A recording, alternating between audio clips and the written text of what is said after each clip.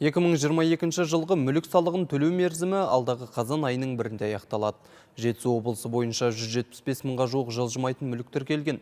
Жалпы жылда түсетін салық сомасы 150 миллион теңге. Қазір оның 85 миллион теңгеге жуығы төленген. Бұл туралы облыстық кірістер департаменті басқармасының басшылығы мәлімдеді. 2021 жылғы берешегін өтемеген 5 мыңға жуық азамат бар. Борышкерлердің негізгі бөлігі Талдықорған қаласынан.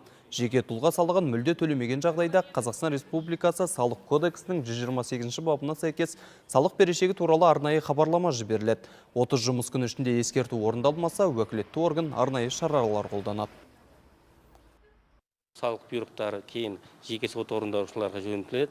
Жеке сот орындаушылар өз өндіру мақсатында әртүрлі іс-шаралар қолданады. Сонымен қатар жаңа есеп шоттарды бұғаттау, мүлік және жылжымайтын мүліктердің бәріне шектеу қояды. Шетелге шығу үшін тағы ограничение шектеу қояды. Сонымен қатар 10 тәулікке дейін қамауға құқығы бар. Ал өндірген жұмыстар үшін ол өндірілген сомадан 25%-ға дейін сома өндіреді. Есептелген өзіне өндіреді 25%-ын. Есептелген соманы ие салық азамат мобильді қосымшасы арқылы көруге болады.